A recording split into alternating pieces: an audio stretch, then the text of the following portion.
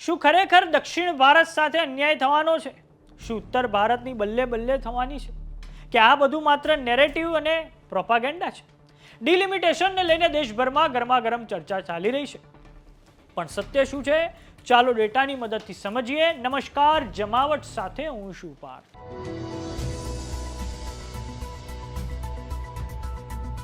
Delimitation એટલે શું? સરળ ભાષામાં લોકસભા અને વિધાનસભાની સીટો પોપ્યુલેશન પ્રમાણે ફરીથી વહેંચવી. આ કામ કરે છે ડિલિમિટેશન કમિશન ઓફ ઇન્ડિયા. હાલમાં ભારતની લોકસભાની સીટો 543 છે, જે 1971ની જનગણના આધારિત છે. 1976માં એક મોટો નિર્ણય લેવાયો. ડિલિમિટેશન ફ્રીઝ કરી દેવામાં આવ્યું. તેથી રાજ્યોને પોપ્યુલેશન કંટ્રોલ એટલે કે વસ્તી નિયંત્રણ માટે પ્રોત્સાહન મળે. આ ફ્રીઝ 2001 અને પછી 2026 સુધી વધારવામાં આવી અને હવે 2026 પછી ફરી ડિલિમિટેશન થવાની શક્યતા છે. એક નેરેટિવ કહી રહ્યો છે કે દક્ષિણ ભારતે પોપ્યુલેશન કંટ્રોલ કર્યું, ઉત્તર ભારતે નથી કર્યું, તેથી દક્ષિણને નુકસાન થશે. પણ હવે થોડો લાંબા ગાળાનો ડેટા જોઈએ તો 1881માં ઉત્તર ભારતની વસ્તી હતી 49.8%, જ્યારે દક્ષિણ ભારતની વસ્તી હતી 21.5%. 2011માં આંકડો હતો ઉત્તર ભારતમાં વસ્તી હતી 46.4% અને દક્ષિણ ભારતમાં વસ્તી હતી 20.7%. અર્થાત 130 વર્ષમાં ઉત્તર ભારતનો શેર ઘટ્યો છે અને દક્ષિણનો પણ થોડો ઘટ્યો છે. પણ ઉત્તર ભારતની વસ્તી 3% જેટલી ઘટી, સામે દક્ષિણ ભારતમાં ઉત્તરની સરખામણીએ વસ્તીનો ઘટાડો નથી થયો. અને એટલે જ ઉત્તર ભારત પર જે સતત વસ્તી વધારાના આરોપ લગાવવામાં આવે છે એ તાર્કિક નથી. પરંતુ 1971 પછી શું થયું? અહીંથી ટ્રેન્ડ બદલાઈ ગયો.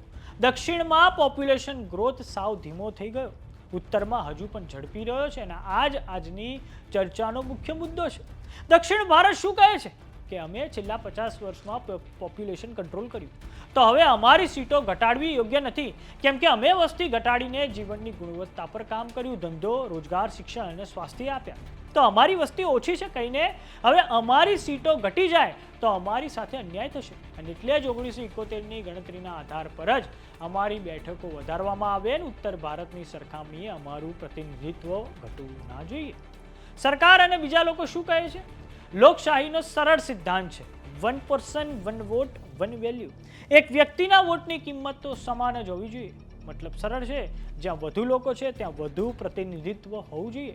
લોકતંત્રમાં ભણેલા લોકો અને અભણ એવા મતભેદો નથી થતા. એટલે ભલે દક્ષિણના રાજ્યોમાં સમૃદ્ધ અને શિક્ષિત લોકો વધારે હોય, એમના વોટની કિંમત વધી શકે એવું શક્ય નથી.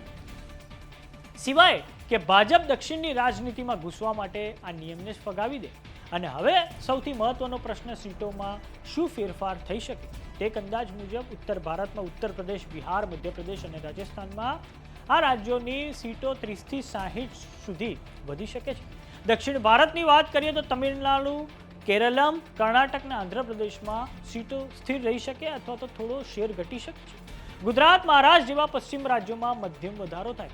પણ મહત્વની વાત એ છે કે લોકસભાની જ કુલ બેઠકો 815 કરવી, જેથી કોઈ રાજ્યની સીટ ઘટે નહીં, પણ યુપી, બિહાર જેવા રાજ્યોની બેઠકો વધે.